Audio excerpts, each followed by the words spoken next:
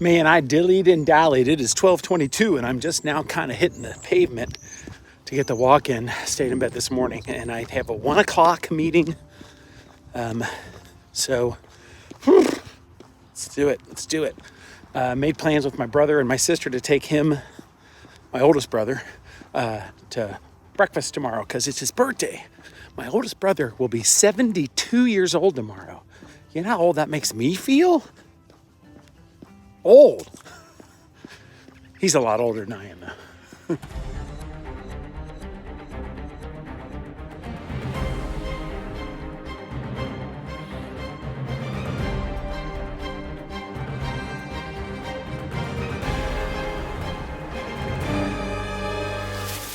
So this blew by me, like literally I walked by it and I stopped and I turned around and I picked it up because I've been saying for quite some time that I've been meaning to bring a bag so that I could pick up litter. And the universe made it happen today. I don't actually believe the universe is interested in my walk, but I wasn't one to walk away from a blowing garbage bag. Somebody thinks it's spring.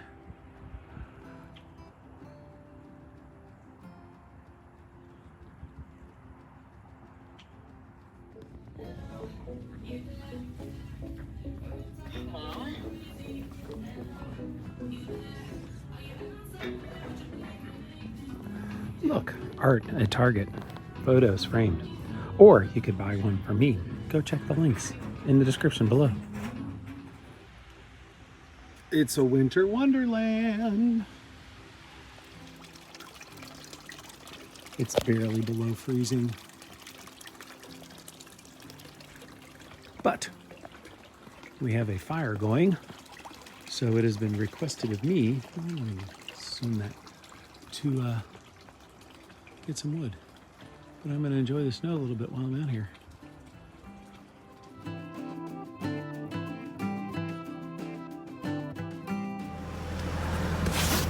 Oh, I should have done this yesterday or last night or whenever. I'm supposed to be picking up my sister in, well, about 20 minutes to go have breakfast with our oldest brother for his birthday, which is today. We'll be having dinner with the other side of the family because it's one of my niece's birthday today also.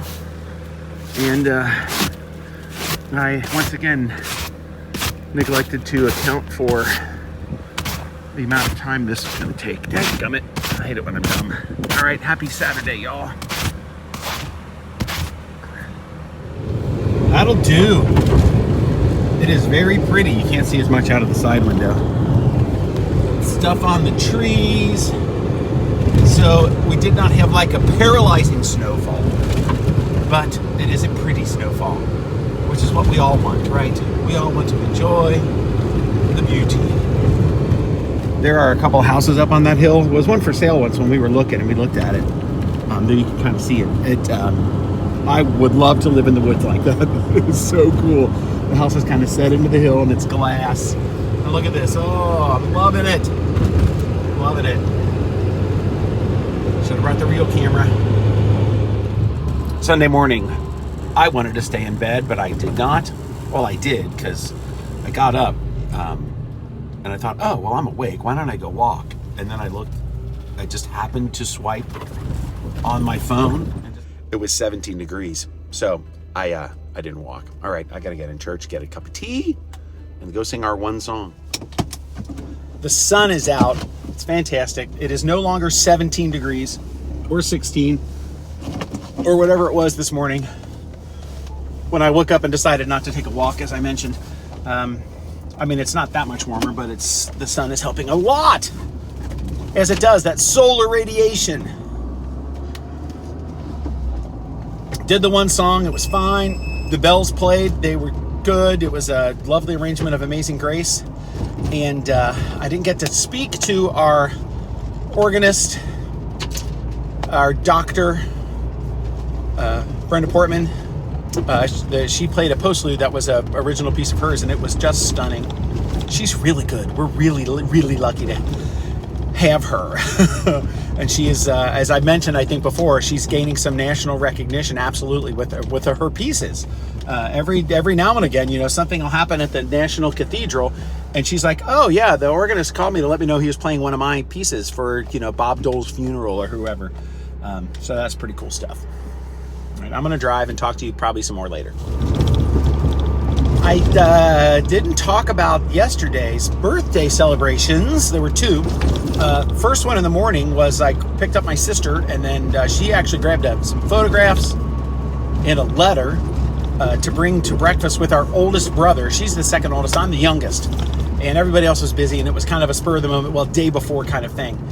He turned 72 yesterday. So, and again, I've mentioned these things. But this letter that she has is almost 100 years old. It's a 99-year-old letter. And it was a letter from my grandfather's grandfather. But he was actually writing to my grandmother, so his grandson's wife. And it's a relatively short little letter, you know, slanting and the cursive handwriting. There's only a couple of things that are kind of hard to decipher. For the most part, you can read it, and he talks about this event that he went to, and he played the fife, and it was good, and he went, and the food was good. It was at Buckeye Lake in 1925. Feel free to Google Buckeye Lake in 1925. And then they went to Bell Fountain, he wrote on there. At the time, he had was living up in Marion, Ohio. I don't know why. He had moved all the way up there.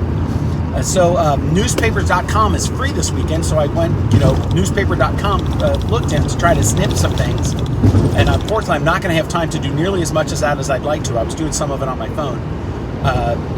To see that he was a member of the GAR, and there's something called the George H. Thomas Post, and then the Cooper Post. And as I was reaching it, I'm like, okay, I have a George H. Thomas in the Thomas side of the family, but this is a different George H. Thomas, who was a pretty well-known Civil War general.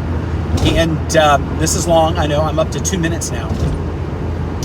And yeah, so my grandfather's grandfather was a veteran of the Civil War, fighting on the Union side, which is who the Grand Army of the Republic, that was their Post-Civil War Veterans Association. So I go to church today, and here's a picture that is one of the stained glass windows in our social hall that is groups that had used the building early on, and then they donated some money, and they were memorialized in these windows.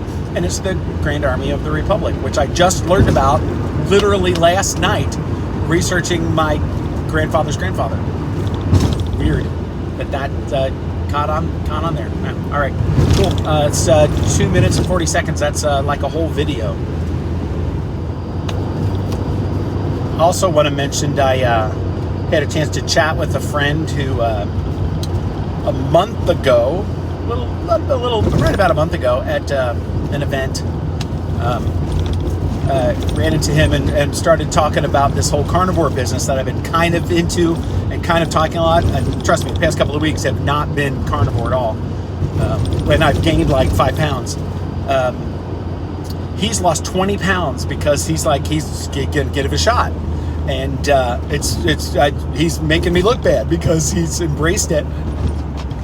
He said he eats, and because if he eats just meat, then he's not hungry. And he was calorie counting before, and he was also calorie counting with this, and said he's not eating as much, but it's been working out really, really well for him. So it's inspiration for me to get back on the bandwagon for that, which I haven't been because we've been going out to eat, which is stupid. So today at church, I'm like, okay, we'll be good and breaking the fast. But it's my one time a week where I will eat. We have donut holes there, and I'll have a couple of donut holes, and usually I have a cup of tea. But I was like, you know what? My voice just felt a little tired, and I embraced grabbing some hot chocolate this morning. And between the hot chocolate and a couple of donut holes, my stomach hurts. So again, that's a good indication. Listen to your body. My body is telling me clearly, in no uncertain terms, don't ingest that. So I have to stop. But obviously I'm weak. Train, way up here this time. Huh. Band practice is over. We are driving. Talk to you later. Yeah, I'm wearing my new hat.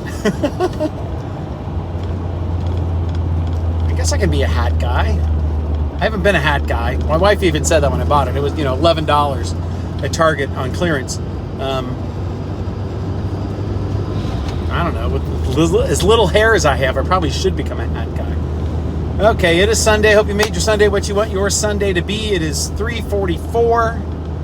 And we have early volleyball at 5:20 and then a game after that. So I don't know what's going on. I need gas. And that's the wrap up. We were just doing the chat about just random childhood crap, and because our guitar player's wife fell and busted her patella, and so she's rehabbing that and had surgery, and they fixed it up for her, but he's just tired because that's a lot of not sleeping well as he's helping his wife. Okay, you've heard everything you need to hear. I'm gonna enjoy this twisty curvy road in the sunshine in my hat. Train Part 2, the sequel. There we go. Man, I'm going 50 and the guy behind me is like on my butt, so I'm gonna drive. He's probably like, what is that guy's deal?